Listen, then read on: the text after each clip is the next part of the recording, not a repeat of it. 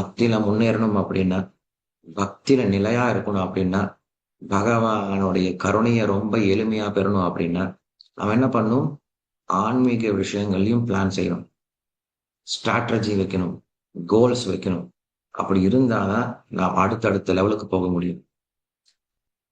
இப்ப நீங்க வந்துட்டு இருக்கீங்க அப்படின்னா, நீங்க என்ன பண்ணணும் அடுத்தது? நான் இப்ப 8 மாலை பண்ணேன்னா, 16 மாலை பண்ணணும். 16 மாலை பண்ணேன்னா, அடுத்தது பகவத்கீதை படிக்கணும். அப்படி என்ன பண்ணணும்? நம்ம கோல் செட் பண்ணிட்டு போயிட்டே இருக்கணும். ஆனால், இதுல ஒரு பிரச்சனை. என்ன பிரச்சனை?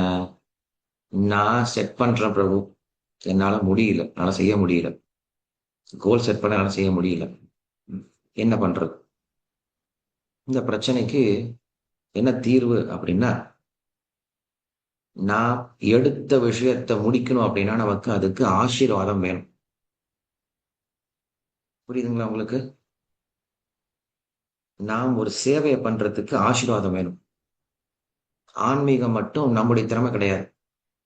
ஆன்மீகத்துல நான் ஒரு காரியத்த பண்ணோம் அப்படின்னா, கண்டிப்பா நமக்கு ஆசீர்வாதம் பெரியவங்களோட ஆசீர்வாதம் வேணும். பெரியவங்க பக்தருடைய ஆசீர்வாதம் வேணும். அந்த ஆசீர்வாதம் இல்லாம நம்ம எதுவும் பண்ண முடியாது. குரு நமக்கு ஒரு சேவைய சொல்றாரு அப்படின்னா, அந்த சேவையோட சேர்ந்து ஆசீர்வாதம் கிடைச்சதுன்னா ரொம்ப சீக்கிரம் முடிச்சிடலாம். இல்லையா? அப்ப கோல் செட் பண்றது எப்படி செட் பண்ணணும் அப்படின்னா, நானாக எனக்கு கோல் செட் பண்ணக்கூடாது. நான் என்னுடைய குரு கிட்ட கேட்கணும். நான் என்ன செய்யணும் பக்தியில அப்படின்னு கேட்கணும். அப்ப என்ன பண்ணுவாங்க அவங்க, "நீ இத செய்" அப்படின்னு சொல்லுவாங்க. அப்படி சொல்லும்போது, அவங்க என்ன பண்ணுவாங்க, அந்த சேவை செய்வதற்கான சக்தியும் உங்களுக்கு சேர்த்து குடுத்து அனுப்புவாங்க. அது அவங்களுக்கு தெரியும். ம். ஸோ இது 2வது விஷயம். ஃபர்ஸ்ட் கோல் செட் பண்றோம். அந்த கோல் எப்படி செட் பண்ணணும்? நமக்கு யாரு கைட் பண்றாங்களோ அவங்க கிட்ட இருந்து கேட்டு நம்ம என்ன பண்ணணும்? கோல செட் பண்ண ஆரம்பிக்கணும். 2வது விஷயம். இது ரொம்ப முக்கியம். 3வது இது இது இன்னும் முக்கியம். இது எல்லாரும் பண்ணலாம். என்னன்னா, நான் எப்படி பக்தியில உள்ள வந்தனோ, அதே போல ஒரு 10 பேருக்கு இந்த பக்திய நான் குடுக்க ஆரம்பிக்கணும். அப்படின்ற ஒரு முடிவுக்கு வந்து, நீங்க ஒரு 10 பேருக்கு இந்த விஷயத்த சொல்லிக் குடுக்க ஆரம்பிச்சீங்கன்னா, அந்த 10 பேர் பக்தராயிட்டாங்க அப்படின்னா, அந்த 10 பேருடைய கமிஷன் உங்களுக்கு வந்துரும். புரோக்கரேஜ் மாரி. புரோக்கர்ஸ்ன்னு இருப்பாங்க மார்க்கெட்ல. அவங்க என்ன பண்ணுவாங்கன்னா, அவங்க வந்து உற்பத்தி பண்ண மாட்டாங்க. விக்கவும் மாட்டாங்க. நடுவுல நின்னுட்டுருப்பாங்க. என்ன பண்ணுவாங்க, இங்க வாங்கி, இங்க குடுப்பாங்க. எக்ஸ்சேஞ்ச் கை மாத்தி விடுவாங்க. நடுவுல இவங்களுக்கு 2 பக்கம் கமிஷன் வந்துரும். விக்கிறவங்ககிட்டயும் கமிஷன், வாங்குறவங்ககிட்டயும் கமிஷன் வந்துரும். இவங்க ஹேப்பியா இருப்பாங்க. அதுபோல நம்ப செய்ய வேண்டிய விஷயம் இதுதான். என்னது? பகவான் கருணை குடுக்க தயாரா இருக்காரு. இந்த உலகத்துல நெறைய பேருக்கு கருணை வேண்டி இருக்கு. அப்ப என்ன பண்ண 2 பேரும் கனெக்ட் பண்ணி விட்டரணும். இங்க இந்த உலக மக்கள கிருஷ்ணரோட கனெக்ட் பண்ணி விட்டரணும். அவங்க பக்தி செய்ய ஆரம்பிச்சாங்கன்னா, தினமும் அவங்க செய்யக்கூடிய ஹரே கிருஷ்ண மந்திரம் இருக்குல்ல, அவங்க தினமும் எத்தன முறை ஹரே கிருஷ்ண மந்திரம் சொல்றாங்களோ, அதனுடைய ஒரு ஷேர் உங்களுக்கு வந்துரும். Easy revenue. ஒண்ணுமே பண்ண வேணாம் சார். போஸ்ட் ஆஃபிஸ்ல போட்டு நீங்க உட்கார்ந்துட்டீங்கன்னா, 20 வருஷத்துக்கு அப்புறம் உங்களுக்கு ட்ரிபிள் ஆகும்ன்னு சொல்றாங்கல்ல, அத விட பெரிய ஆஃபர் உங்களுக்கு. பெரிய இன்வெஸ்ட்மென்ட். என்னது? நெறைய பேர பக்திக்குள்ள கொண்டு வர முயற்சி பண்ணுங்க. அவங்கள பக்தி செய்ய வைக்க முயற்சி பண்ணுங்க. அத செய்ய ஆரம்பிச்சுட்டாங்க அப்படின்னா, உங்களுக்கு அன்னப்பால வந்து உங்களுக்கு வருதோ இல்லையோ உங்க பசங்களுக்கு கண்டிப்பா வருங்க.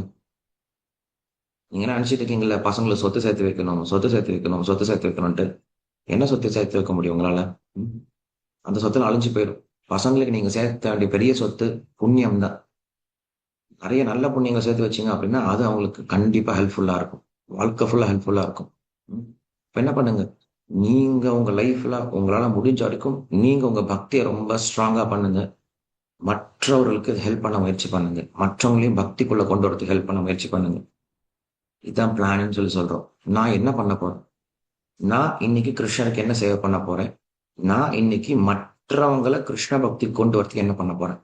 2 2 பிளான் தினம் வச்சுக்கோங்க. உங்களோட பிளான் 2 தான் இருக்கும்.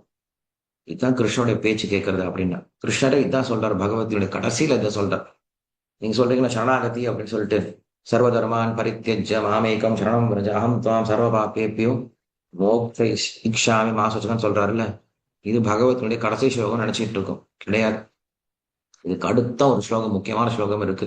என்னது அப்படின்னா, எவன் ஒருவன் இந்த பகவத்கீதை ஞானத்தை மற்றவர்களுக்கு உபதேசம் பண்றானோ, அவனை விட எனக்கு பிரியமானவன் இனிமேல யாருமே இருக்க முடியாதுன்னு சொல்லிட்டார்.